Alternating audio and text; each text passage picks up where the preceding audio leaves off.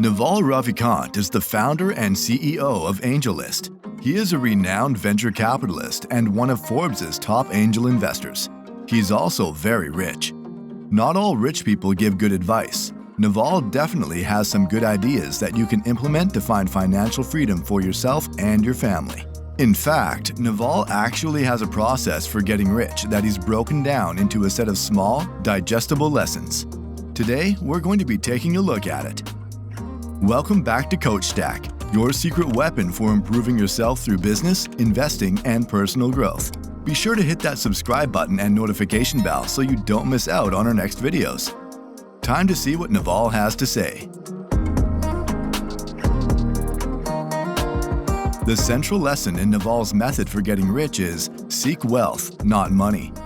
There's a lot to unpack here, but before we do that, we need to cover his definitions of both concepts because they're pretty unique. According to NAVAL, there's a huge difference between money and wealth. A lot of people think they're the same thing, which is a problem if their goal is to get rich.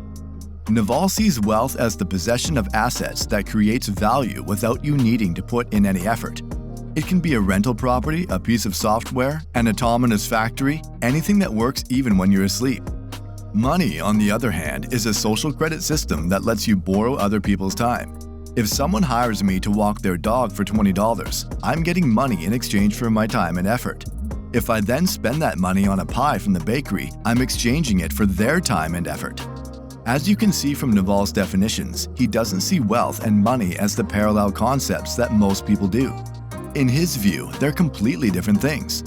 Still, those definitions don't explain why seeking money is a bad way to get rich. After all, 99.99% of the world seeks money by working as employees, and some of them manage to get rich, right? The answer to that is yes and no. Yes, because it's technically possible to get rich by seeking money at a job. You can rise through the ranks in a high-paying field and eventually make enough money to be considered rich. No, because it rarely happens. The main reason why people rarely get rich by seeking money is pretty simple. You have a finite amount of time to work. Think of it this way. There are 24 hours in a day. You spend 8 hours sleeping, hopefully. 16 hours left. You spend 1 hour eating. 15 hours left. You spend 15% of your waking hours blinking. 13 hours left. That's it. Best case scenario, ignoring time spent with your family or relaxing or going to the gym. You have 13 hours to seek money. Sure, you could try to become a short sleeper and add an extra 4 hours onto your total, but that's missing the point. The key takeaway here is that seeking money just doesn't scale well, especially not well enough to reliably make people rich. There's also a deeper issue with seeking money that goes back to NAVAL's original definitions. People who seek money are almost always debiting their time for the ability to credit someone else's time in the future. In the example earlier, I debited my time walking the dog for the ability to credit the baker's time when I ordered a pie. The issue here is that the amount of time I'm debiting and the amount of time I'm crediting are roughly the same. Operating this way leads to a net zero trade-off where you're spending free time now to gain free time later. This means that even if you are able to get rich by seeking money, it's coming at the cost of your freedom. According to NAVAL, this defeats the purpose of getting rich in the first place. Wealth creates freedom. Seeking wealth is the solution to this problem because it allows you to start crediting time without having to spend it. According to NAVAL, the best thing wealth has to offer is the ability to do what you want when you want. Let's say you hate waking up early. If you're relying on money, you need to suck it up and start your commute.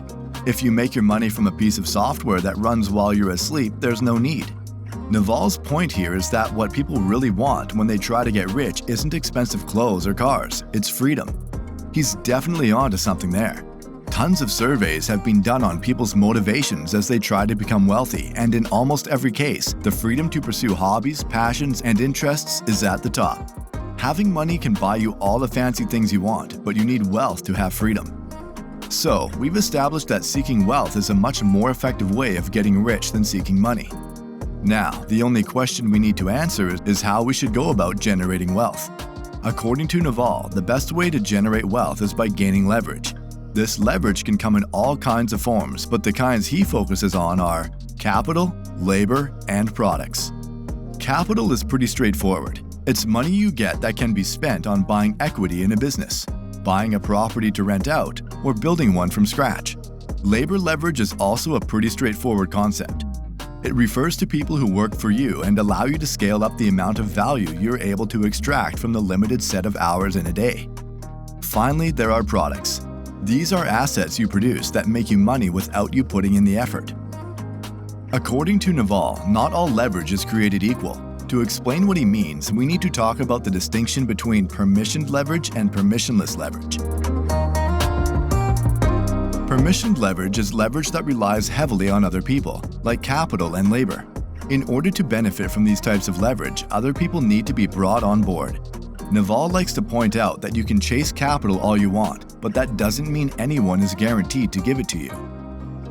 The same goes for labor. You can spend months looking for the perfect employee and never find someone who wants to work with you. Permissionless leverage is any kind of leverage that doesn't rely heavily on other people. Products are a great example of this. Once you create a product, it exists. You don't need to wait around for anyone to fund you or work for you. That's what makes permissionless leverage such a powerful tool when you're trying to get rich. So many people who are seeking wealth are waiting for permission whether they know it or not. You can skip the queue by creating products or permissionless leverage that don't rely on others. NAVAL also has some guidance for coming up with the ideal product.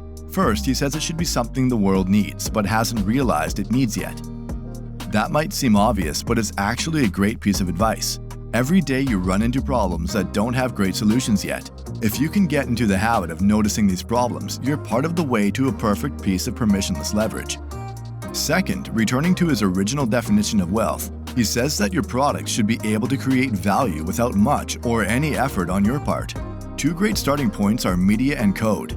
These mediums require some upfront effort but generate massive returns for as long as your solutions stay relevant. There you have it, NAVAL Ravikant's method for getting rich. If you learned something from today's video, make sure you subscribe so you don't miss out on any future Coach Stack content. Thanks for watching and see you next time.